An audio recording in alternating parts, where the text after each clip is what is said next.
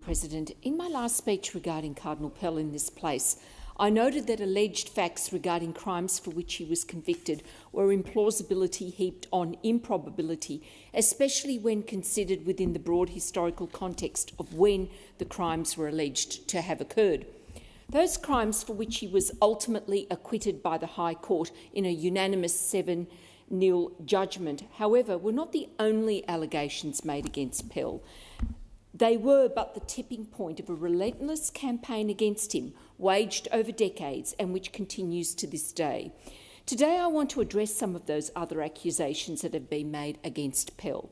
These accusations, like those which were taken to court, are implausible, but did not have the opportunity to be examined at any trial, though trialled by media, nor have they been tested in any court except in the court of public opinion. As stated last time, Pell's Melbourne response provided monetary compensation, counselling and a direct personal response to abuse survivors was lauded at the time of its launch by the media and even Victoria Police. 2 decades later, the Royal Commission proposed a strangely similar redress scheme to the world-leading one established by Pell in 1996.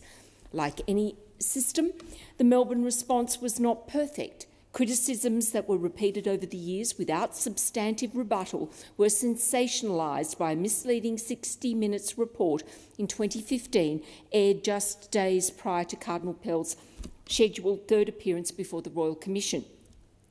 It produced maximum damage to his reputation and was crucial in poisoning the mind of the public against him.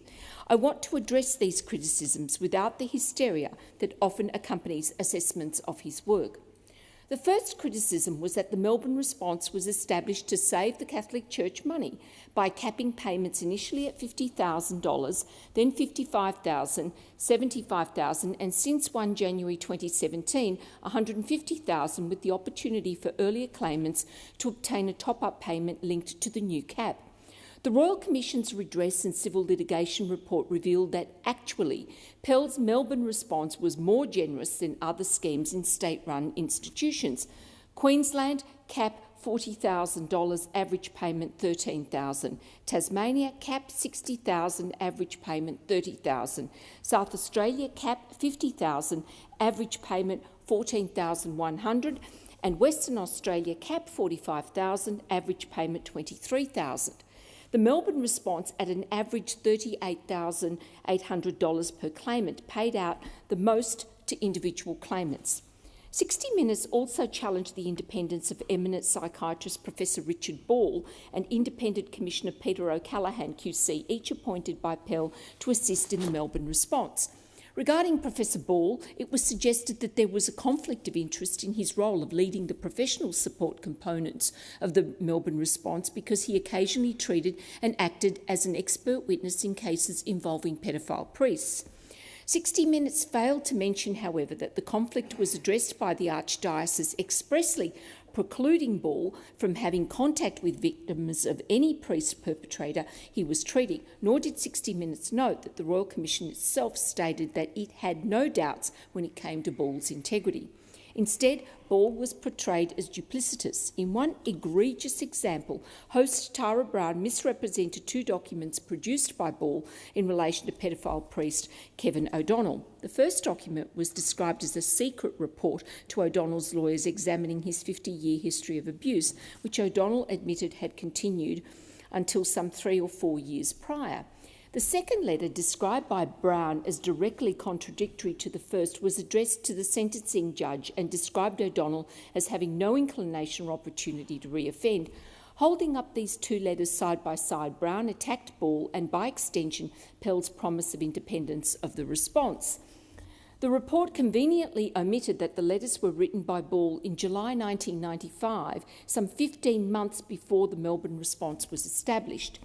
Brown's implication was that Ball provided evidence in O'Donnell's favour during the course of his appointment with the Melbourne response, something that was patently false. Importantly, 60 Minutes omitted to cite the limited scope of engagement given to Ball by O'Donnell's lawyers on July 1995 to limit your inquiries and your opinion to the issue of the effect the imprisonment would have on my client, given his age and his medical condition. O'Donnell's lawyers commissioned Ball's report for sentencing only and provided to the court at their discretion. Ball was not asked to or capable of providing anything to the court directly.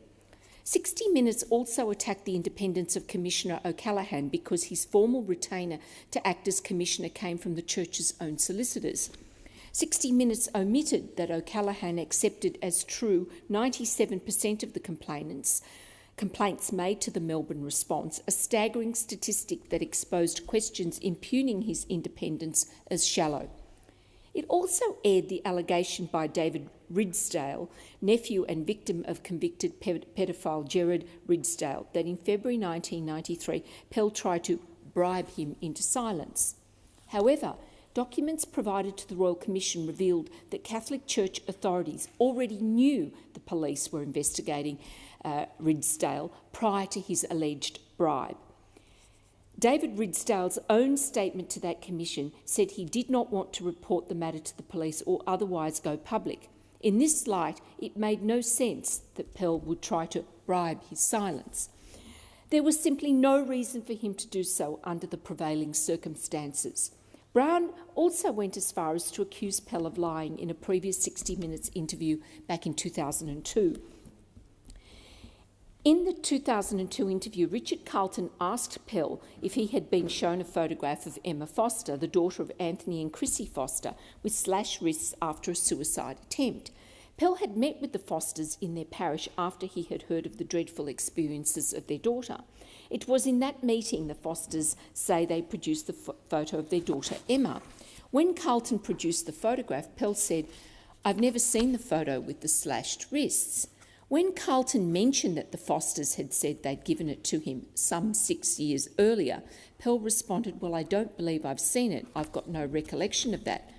More than a decade later, at the Victorian Parliamentary Inquiry, Pell was asked whether, when shown a photo of Emma Foster after she had slashed her wrists, he responded, "She's changed, hasn't she?"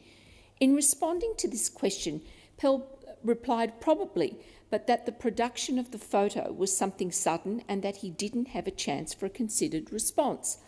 In the later 60 Minutes episode, this was sensationalised as a bombshell admission that followed years of denial. Pell had never denied seeing the photograph, let alone persisted in such a denial for years. He had merely said that he did not recall seeing the photograph. It does not appear that between that interview and his 2013 testimony before the Victorian inquiry that Pell publicly mentioned the photograph at all, let alone engaged in some persistent denial it had been produced by the Fosters. Alas, truth does not make for good television, nor does it assist in building a narrative about an unsympathetic Pell that 60 Minutes and other outlets, including the Fairfax media, the ABC, The Guardian, to name a few, were so eager to portray. Pell did not receive a fair trial and saw his unjust jailing almost universally celebrated by a public whose opinions had been shaped by a biased media so eager to delight in his conviction that they broke a court-ordered suppression order to do so.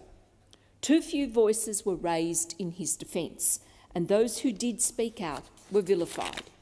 It is important that when facts are obscured, the truth, with the benefit of hindsight and calm reflection, be placed on our parliamentary record and spoken in this place.